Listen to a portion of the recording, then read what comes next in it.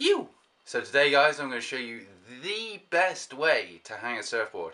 Now I've done a lot of research into this and tried all sorts of different ways of trying to hang a surfboard on the wall, and this is the cheapest, best looking, all round the best way.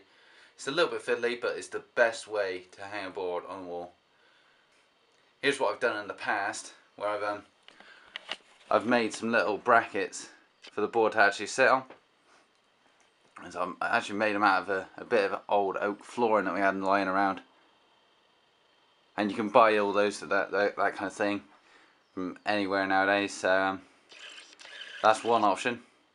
Now the best way is this way, and the board is literally flat against the wall, as flat as you can get it on the wall, and you can't even see how it's fixed up. Like the fixings are there, there, and there. You can barely notice them. It just sits perfectly against the wall.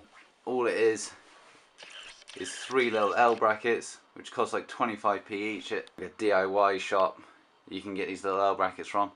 It's not going anywhere. It's solid. It's not going to fall off anytime soon. But then if you still want to use the board, just in case sliding it out, tilting it forward is a hell of a good way of fixing the board up. I decided to do this myself, but I haven't seen this anywhere else as far as I'm aware. For those wondering, it's just a little coin sorter I made.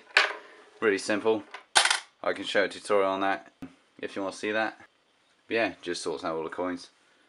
Little fidget spinner made out of some escape irons and a bit of oak skirting board. Yeah. Right, so this is the board I'm going to be hanging today. I'm going to try something a little bit different. Instead of hanging it kind of traditional way, kind of like that, I'm going to try and kind of mount it on the angle, which I think this fixed method should still work in theory, but yeah, I'm going to give it a go and see how it turns out.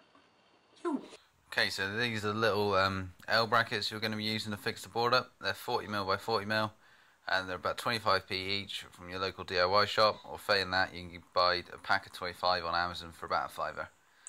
So first thing you're going to do, you're going to want to take a couple of pairs of pliers and just put a little kink in them and just tweak them up. And the idea being that it holds the board onto the wall, so you want to try and an ideal world match up with the rail quite nicely. So you'll see here, I'll just slide it on, offer it up to the rail, make sure it all fits, all snug. Okay, so now you want to offer your board up where you're going to want it, get a bit of an idea for it, and then just mark out the 2 bottom fixing brackets. We're going to do the bottom fixing brackets first, and then we can kind of rest on top and then do the top one. So once you've got those marked out, just offer the bracket up, mark out your fixing holes where you're going to drill. It's a little trick here. If you take a little bit of tape and just stick it on the top edge of the dustpan, and just stick that to the wall, when you're drilling, all the dust will be caught in the dustpan. No mess, no cleanup, living the dream. Cool, so once you've got all your fixings, fix the bracket up. Make sure you got a good solid fixing. Then we go on to the next step. So now you got those brackets fixed up, you can offer your board back up onto those fixing brackets, and then you're going to work out where the top fixing is going to go.